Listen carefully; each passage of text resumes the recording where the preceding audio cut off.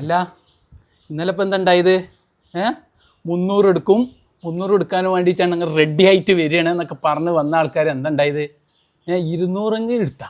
190 ഒരു മോശം സ്കോർ ഒന്നുമല്ല. ആ പൂർണ്ണന്മാര് അടിച്ചു നമ്മൾ വിചാരിച്ചില്ല. 18 ഗോളിൽ 50, 26 ഗോളിൽ 17 അടിച്ചാൽ പിന്നെ ഇപ്പൊ ആർക്കും ഒന്നും ചെയ്യാനില്ല. അത്ര തന്നെ പൂറാന്റെ അടിയിൽ ഞങ്ങൾ വീണു.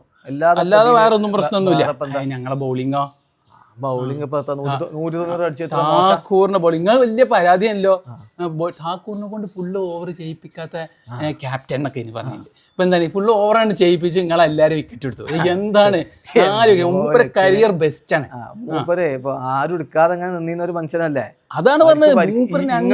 ഞങ്ങൾ കണ്ടറിഞ്ഞെടുത്തല്ലേ. നിങ്ങൾക്കും വിശ്വാസം ഒന്നും ഉണ്ടായില്ല. തലന്റെ ആൾക്കാരെ ഒഴിവാക്കിയത് കൊണ്ട് നിങ്ങളെ കൂട്ടത്തിലുള്ള ഒരുത്തന് പരിക്ക് പറ്റിയപ്പോ വേറെ ആരും കിട്ടാനായിട്ട് കൊടുന്നപ്പോ എന്തോ ഭാഗ്യം. നിങ്ങൾക്ക് വിശ്വാസമൊന്നുമില്ല. ഉണ്ടെങ്കിൽ നിങ്ങൾ കഴിഞ്ഞ കളിയിൽ മൂപ്പർക്ക് 4 ഓവർ കൊടുക്കൂല.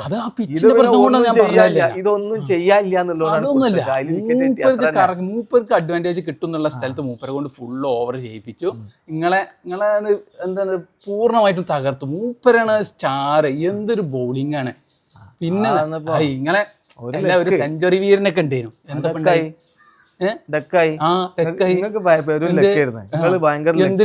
ആ ക്ലാസ്സിനൊക്കെ ഔട്ടായത് എങ്ങനെയാണ്? അതൊക്കെ ഞങ്ങൾ പ്രിൻസിന്റെ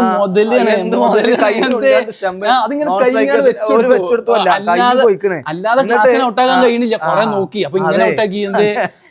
അതൊക്കെ തന്ത്രങ്ങളല്ലേ. പ്രിൻസ് എന്തൊരു ബോളിംഗ്. പ്രിൻസ് സൂപ്പർ ആയിട്ട് ബോളി. എന്തോ ലക്കിക്ക് അത് സ്റ്റംപിന് കൊണ്ട് അതൊക്കെ ഞങ്ങള് നിങ്ങൾക്ക് ഫുൾ ലക്കായിരുന്നല്ലേ. അത് ക്യാച്ച് ചെയ്തിക്കണേ അപ്പുറത്തെ ആളല്ല ഔട്ടാവുള്ളൂ. ഇത് ക്ലാസ്സിനെ ഔട്ടാക്കണം. അപ്പൊ എന്ത് ചെയ്തു? ഇങ്ങനെയാണ് വെച്ചെടുത്തു. നിക്കോളാസ് പൂറൻ മറ്റേ ക്യാച്ച് വിട്ടല്ലോ എന്ത് ഹെഡിന്റെ. അതും തന്ത്രിക്കാരാണ്. കാരണം 2 ഗോളിന്റെ ഔട്ടാക്കാന് അപ്പൊ തന്നെ ഔട്ടാക്കണ്ടായിട്ട് അതല്ലേ. പൂർണ്ണ ബാറ്റിങ്ങിന്റെ ആളാണ്. ഓനത് പൂർണ്ണമായിട്ടും ചെയ്തില്ലേ. എന്തൊരു അടിയാണ്. അടിച്ചിട്ട് നിങ്ങൾക്ക് നിക്കാൻ കഴിയണില്ല. അടിച്ചിട്ട് ഫുള്ള് 6. ചില ദിവസങ്ങളിൽ അങ്ങനെ ഉണ്ടാവും. അത്ര തന്നെ. ഞങ്ങൾക്ക് ഇപ്പൊ അതൊരു വിഷയമുള്ള കാര്യമൊന്നുമില്ല. ഞങ്ങൾ നല്ലോ അടിച്ചും. ഇപ്പൊ ചിലപ്പോ അങ്ങനെ തിരിച്ചു കിട്ടും. അത്ര ഞങ്ങള് ബൗളിംഗ് എന്തോ ക്ലിക്ക് ആകണില്ല. അപ്പൊ ബൗളേഴ്സ് മോശമായിട്ടൊന്നുമല്ല. അപ്പൊ കമിൻസ് ഉണ്ട്, ഷാമി ഉണ്ട്, സാമ്പ ഉണ്ട്. ദിവസങ്ങളിൽ അത്ര തന്നെ ഫുള്ള് ഇപ്പൊ ചെണ്ടയാണ്.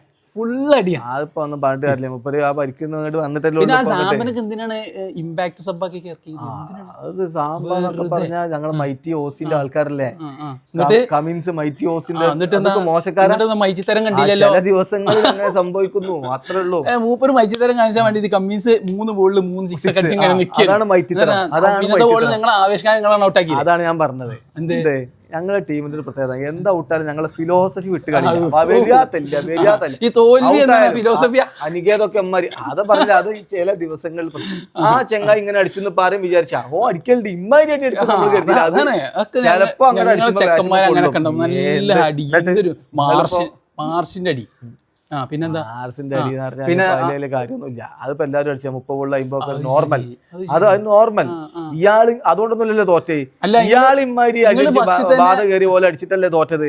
ഫസ്റ്റ് തന്നെ ഒരു വിക്കറ്റ് എടുത്തപ്പോ എല്ലാം കൂടി കിട്ടി എന്നൊക്കെ വിചാരിച്ചിരിക്കുന്നു. ഫസ്റ്റ് വലിയ തന്ത്രമായിട്ട് മറ്റേ ശർമ്മനെ ഇറക്കിയിരുന്നു. അഭിഷേക് ശർമ്മനെ ബോൾ ചെയ്യാൻ. എന്തിന്? എന്നിട്ട് നല്ലോണം കിട്ടിയില്ലേ. അതിപ്പോ അതും ഈ ചെങ്ങായി അടിച്ചല്ലേ വലിയ തന്ത്രം. അതും മൈറ്റി ഓസികളുടെ തന്ത്രമായി. അത് നിക്കോളാസ് പൂറിന് അടിച്ചല്ലേ. ഓന്റെ അടിയാണ് പ്രശ്നമായത്. അല്ലാതെ വേറെ കളിയൊന്നും ഇവിടെ തന്ത്രങ്ങളൊക്കെ. എന്തായാലും ഒരു കാര്യം പറയാം. നിങ്ങൾ 27 കോടി വെള്ളത്തിലേക്ക് ഇന്നലെ 15 റണ്ണാണ്. അല്ല അപ്പൊ എല്ലാത്തിപ്പോ ആകെ 27 റണ്ണ് അടിച്ചു വെക്കുമല്ലോ. ഒരു കോടി 1 റണ്ണ് വരുമോ? അതാണ് ഇപ്പൊ സമയമുണ്ട്. ആ സമയമാകുമ്പോ ഒരു അടിയാണ്. നല്ല പിന്നെന്താ ക്യാപ്റ്റൻസിന് 27 കോടിയാണ് മുതലേക്കണം എന്നിട്ടാ എന്തേ